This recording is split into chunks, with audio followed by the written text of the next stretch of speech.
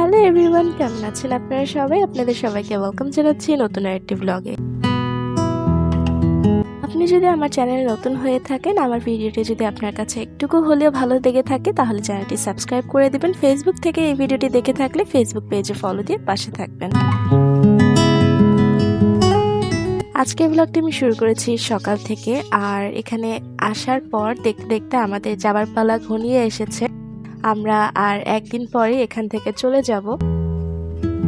তো সেটা নিয়ে ভাবছিলাম যে সময় কত তাড়াতাড়ি চলে যায়। এই কিছুদিন আগে এখানে এসেছিলাম, কি সুন্দর সময় স্পেন্ড করছিলাম। যদিও এর মধ্যে আমার হাজবেন্ড চলে গেছে, আমার একটু প্রথম খারাপ লাগছিল, বাট এখন আরো বেশি খারাপ লাগছে যে গ্রাম ছেড়ে চলে যাব। গ্রামের পরিবেশটা আমার কাছে এত বেশি ভালো লাগে। যদিও দুইটাই আমার কাছে প্রিয়, ঢাকা যেখানে আমি জন্ম হয়েছি, বড় হয়েছি, গ্রামটাও আমার কাছে ভালো লাগে, কারণ এখানে থাকলে আমার কাছে মনে হয় যে আমি নেচারের সাথে নিজেকে অনেক বেশি কানেক্ট করতে পারি। আর এখানে আমি ব্রেকফাস্ট করছিলাম। আচ্ছা, এখন অনেকে বলতে পারেন যে এখানে ব্রেকফাস্টে ভাত কে খায়। যারা জানেন তারা তো জানেনই, আর যারা জানেন না তাদের উদ্দেশ্যে আমি বলছি, গ্রামে যারা থাকে, যারা প্রত্যন্ত গ্রামে থাকে, গ্রাম বলতে অনেকে মফস্বল শহর বা যেগুলো জেলা থাকে, সদর জেলা উপজেলা যেগুলো থাকে সেগুলোর কথা আমি বলছি না, আমি একদম গ্রামের কথা বলছি, প্রত্যন্ত এলাকা। তো সেসব এলাকাতে মানুষরা যারা থাকে তারা 3 বেলাতেই, সকাল দুপুর রাত 3 বেলাতেই ভাত খেয়ে থাকে। আমরা যারা শহরে থাকি বা অনেকে যারা মফস্বল শহরে থাকে তারা অনেকে সকালবেলায় রুটি বা কর্নফ্লেক্স অনেক কিছু যে যে পরিবারের সামর্থ্য অনুযায়ী অনেক কিছু নাস্তা করে বা বিকালে নাস্তা করে, কিন্তু গ্রাম অঞ্চলগুলোতে 3 বেলাতে ভাত খাওয়ার প্রচলন আছে। অ্যাটলিস্ট আমাদের এই গ্রামের কথা আমি বলতে পারবো, অন্যান্য গ্রামের কথা আমি জানি না, তবে আমাদের গ্রামে 3 বেলাতেই ভাত খাওয়া হয়।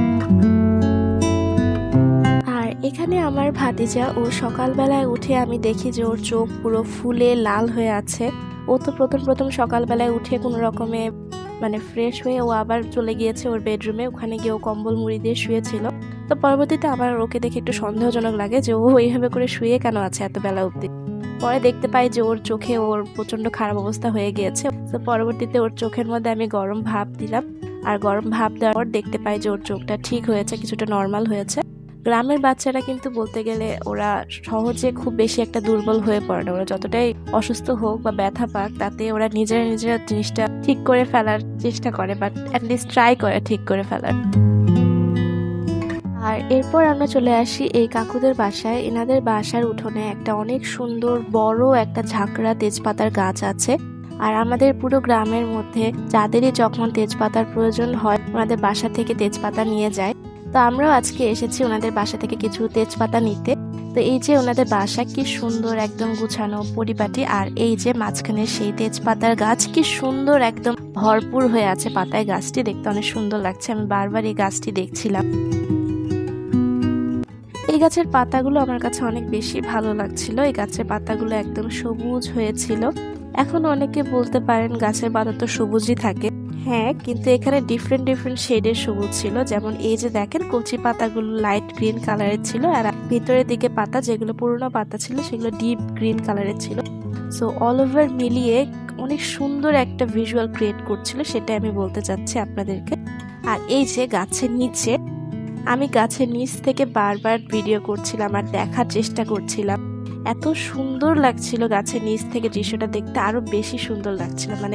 গাছের পাতার ফাঁকে ফাঁকে সূর্যের আলো পড়ছিল, দেখতে জাস্ট ঐশ্বর্গিক সৌন্দর্যের মতো সুন্দর লাগছিল আমার কাছে। আমি জানি না কেন আমার কাছে অনেক বেশি ভালো লাগে এসব গাছপালা। সো আমি মাঝে মধ্যে একটু পাগলের মতো গাছ নিয়ে কথা বলতে থাকি। প্লিজ এইটা একটু ইগনোর করবেন বা সহ্য করবেন, কিছু করার নেই, কারণ আমি অনেক বেশি ভালো লাগে আমার কাছে এই পাতাগুলো দেখতে। আর এই যে তারা, যাদের গাছ, তারা আমাদেরকে এখানে হেল্প করছিল, পাতা ছিঁড়ে দিচ্ছিল কতগুলো। আর আমার বৌদি ওই যে ওখান থেকে পাতা কুড়াচ্ছিল, আর আমার ভাতিজা ও গিয়ে হেল্প করছিল ছাগল তাড়ানোর জন্য। আমিও গিয়েছি তাদের সাথে একাত্ম হয়ে তাদেরকে কাজে সাহায্য করতে, বৌদিকে স্পেশালি। এখানে অনেক পাতা তারা আমাদেরকে দিয়েছিল, আমাদের যতটুকু প্রয়োজন ছিল তার থেকেও বেশি তারা দিয়েছে। আসলে এই জিনিসটা গ্রামের মানুষদের মধ্যেই দেখা যায় যে তারা এত বেশি অমায়িক আর সৌহার্দ্যপূর্ণ আচরণ করে। সব ক্ষেত্রে না, যদিও যদি আমি বলি যে সব ক্ষেত্রেই তারা এত অমায়িক থাকে তাহলে সেটা বেশি বাড়িয়ে বলা হবে, মিথ্যা কথা হয়ে যাবে সেটা। সব ক্ষেত্রে না, তবে কিছু মানুষ এখনো হয়তো বা আছে যারা কিনা এখনো সহজ সরল মেন্টালিটিতে বিলং করে। তারা এইভাবেই হয়তো বা একসময় পৃথিবী ছেড়ে চলে যাবে, তাদের এই সরলতা উদারতা নিয়ে, যেটা কিনা বর্তমান জেনারেশনের মধ্যকার মানুষদের মধ্যে খুব কম দেখা যায়।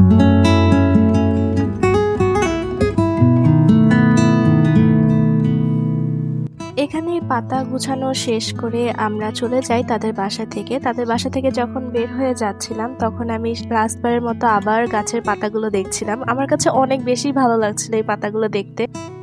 এগুলো শেষবারের মতো দেখিয়ে দেন আমরা চলে যাই। আর যাওয়ার সময় ওখানকার আমাদের আরেক আত্মীয়ের সাথে দেখা হয়। তো তারা নতুন বাসা রিনোভেট করেছে, তো তারা আমাদেরকে দেখাচ্ছিল তাদের বাসা তারা কিভাবে করে অর্গানাইজ করেছে। তো তাদের বাসার ভিতরে যাই, অনেক সুন্দর অর্গানাইজ করেছে।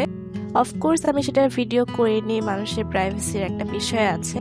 আর তারপর আমরা চলে যাই আমাদের গ্রামেরই একটা সমিতি আছে, মহিলা সমিতি। সেখানে গ্রামের সকল মহিলারা সদস্য সেই সমিতি।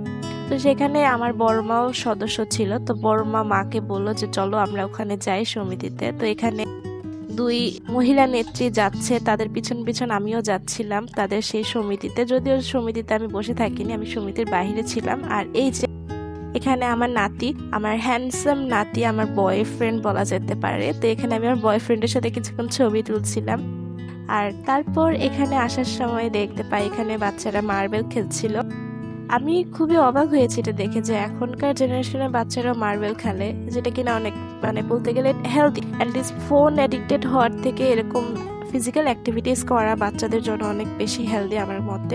তারপর আমরা চলে আসি আমাদের এখানে মাঠে। আর এখানে সন্ধ্যা হয়ে যাচ্ছিল, আর এখানে সব ধানগুলো আমরা গুছিয়ে রাখছিলাম যাতে শীত না পড়ে। রাতে তো অনেক শিশির পড়ে, শিশির পড়লে আবার পানি পড়লে এগুলো ভিজে নষ্ট হয়ে যাওয়ার একটা টেন্ডেন্সি থাকে। সো এগুলো সব কভার আপ করে দেওয়া হচ্ছিল এখানে।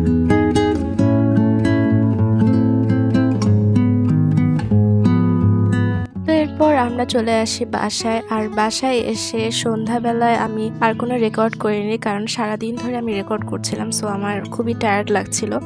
এরপর এটা রাতের দিকে ক্লিপ। আর এখানে ইলাহি আয়োজন চলছিল। তো মা এখানে রান্না করছিল মাটির চুলে। মাটির চুলে যাই রান্না করা হয় সেটারই টেস্ট বলতে গেলে দ্বিগুণ হারে বেড়ে যায়। সো এই ছিল আজকের ব্লগ। আশা করছি আপনাদের সকলের ভালো লেগেছে। ভালো লেগে থাকলে চ্যানেলটি সাবস্ক্রাইব করে ফেসবুক পেজে ফলো দিয়ে পাশে থাকবেন।